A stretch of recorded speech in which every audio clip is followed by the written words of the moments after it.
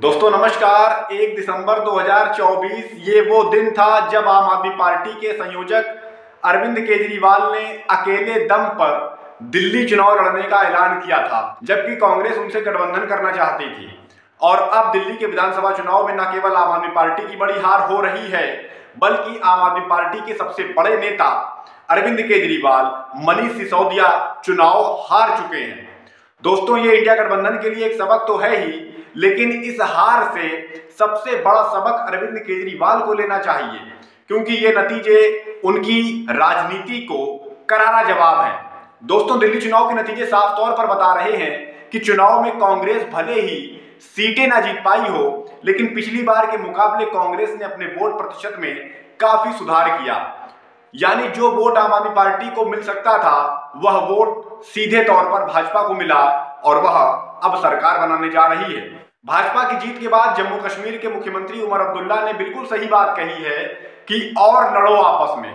एक ऐसे समय जब चुनाव आयोग पर खुले तौर पर चुनावी धांधली के आरोप लग रहे हो, चाहे हरियाणा हो, मध्य प्रदेश हो, राजस्थान हो, छत्तीसगढ़ हो, महाराष्ट्र हो, हर चुनाव के बाद चुनाव आयोग सवालों के घेरे में आ जाता है। वो सही जवाब भी नहीं देता है जो उससे सवाल पूछे जाते हैं, बल्कि वो तो लताड़ लगा देता है विपक्षी दलों को। दिल्ली चुनाव के वक्त खुद केजरीवाल और उनकी पूरी पार्टी चुनाव आयोग पर कई तरह के आरोप लगा चुके थे।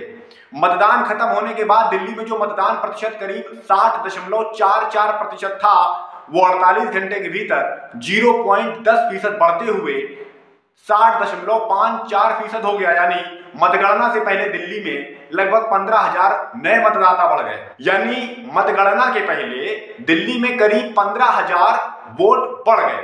मतगणना में भी आप देखिए कि बिल्कुल हरियाणा, मध्य प्रदेश, छत्तीसगढ़ वाला पैटर्न दिख रहा है कि ईवीएम खुलते ही भाजपा की बल्ले बल्ले हो गई, जबकि वीवीपैट पर आम आदमी पार्टी बढ़त बनाए हुए थी। अब एक ऐसे वक्त जब पूरी चुनावी प्रक्रिया ही सवालों के घेरे में है, चाहे बात वोटर लिस्ट की हो, चाहे बात ईवीएम की हो, चाहे बात चुनाव आयोग की हरकतों की हो, उसके जवाबों की हो, ऐसे वक्त अगर दो बड़े दल अलग अलग चुनाव लड़ेंगे, आपस में ही लड़ने लगेंगे और उसमें भी आम आदमी पार्टी भाजपा जैसी राजनीति करने लगेगी, चाहे वो हिंदुत्व वाली राजनीति हो, चाहे वो कोई और भी उसकी जो चुनाव लड़ने की जो एक स्ट्रेटजी होती है कि मुद्दा बनाने की, इसके अंदर एक ललक दिखाई पड़ती है, जैसे भाजपा में होती है ललक, सेम उसी तरह से कि किसी भी छोटी से छोटी बात को मुद्दा बना दिया जाए, भले ही उसमें सच्चाई ना हो। यानी जब आप वही राजनीति करेंगे तो फिर जनता आपको वोट क्यों देगी?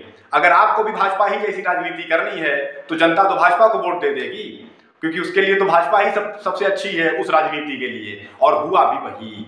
गवाही दे रहे हैं ये नतीजे कि आम आदमी पार्टी का एक बड़ा वोट बैंक भाजपा की ओर चला गया, कांग्रेस की ओर चला गया। यही सब बातें भाजपा के लिए सुनने पर सुहागा हो गई और वे आसानी से चुनाव जीत गई। दोस्तों, दिल्ली चुनाव में आम आदमी पार्टी की करारी हार का एक बड़ा कारण यह भी बताया जा रहा है कि पार्टी राहुल गांधी पर आक्रामक हो गई थी। पार्टी ने राहुल गांधी को बेईमान बता दिया था, जबकि माना जाता है कि किसी और नेता पर यह आरोप चिपक सकता है, पर राहुल गांधी पर नहीं, क्योंकि राहुल पर अभी तक भ्रष्टाचार का कोई भी आरोप साबित नहीं हो सका है। उसके कई मामले कोर्ट में जरूर चल रहे हैं, लेकिन अभी तक इस मामले